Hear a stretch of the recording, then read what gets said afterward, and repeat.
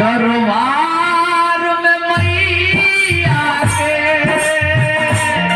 तेरे ना हो ना हो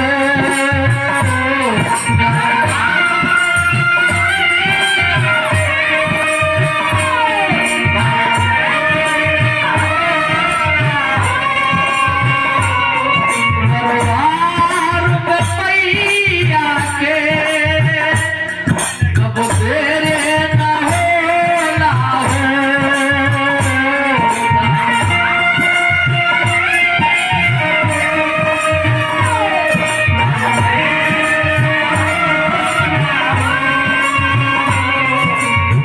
सब कुछ मिल जाला तेरे न हो ना हो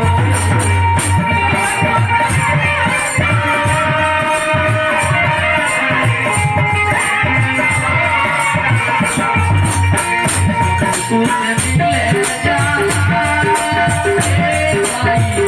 तेरे न हो ना हो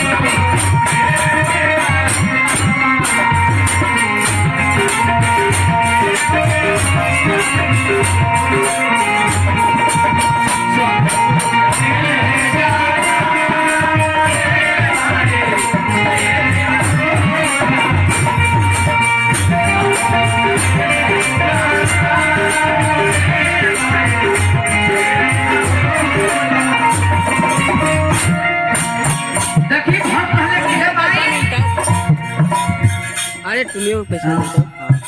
राउर दरबार में 500 जब राउर अच्छा देखी माता के भजन पड़े 101 रुपया का आशीर्वाद हमारा दिलीप भैया बड़का भैया की तरफ से आई 100 रुपया मनोज कुमार पूर्व मुखिया होखे वाला मुखिया हमने के तो उम्मीद बा कि लोग अलग महक में बहुत पछतावा कैले का दिलीप भाई एमरी कृपा रही माई भगवती के गणेश जी के एमरी फेनु हम लोग के पछतावा होखे ना बाप रे रील बनबै छु रे जना के अरे साला रील बनबै छु रे हमारे भजन मामा के तरफ से 51 रुपया का आशीर्वाद आई हमारा तरफ से उनका चरण में नमस्कार रही आशीर्वाद के इंतजार रही आ दिलीप भैया के आ मनोज जी के माता सरस्वती से भगवती से गणेश जी से विनती रहे कि हमनी के पहले काज चलत रहे थे चलत का भक्त है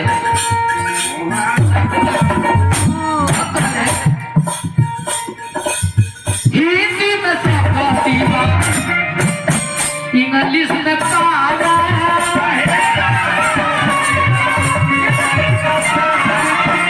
हिंदी में सरस्वती इंग्लिश में पावा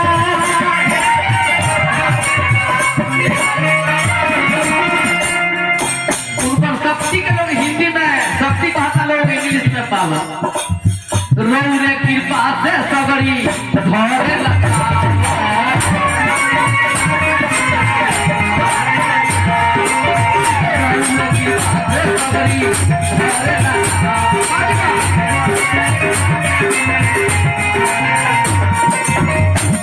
पूरा सृष्टि उन्हीं के कृपा से चलता है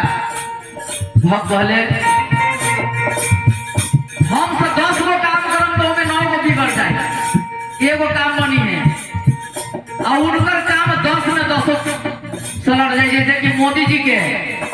जय वो मन में ठानले रहे बात सब पूरा हो गई का 370 धारा हो खत्म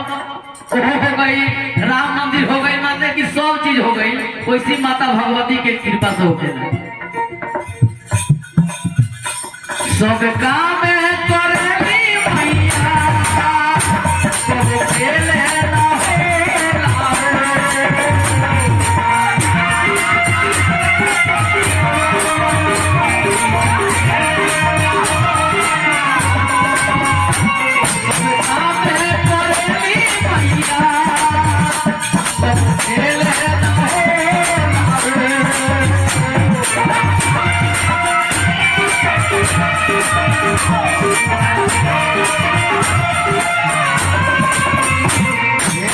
सब कुछ मिल जाता कहले कि सब कुछ रौरा कृपा से हो जाए बल बुद्धि विद्या प्राप्ति सब कुछ हो जाए जब विद्या हो जाए तो सब कुछ के आगमन हो जाए भक्त कहले अरे सब कुछ मिल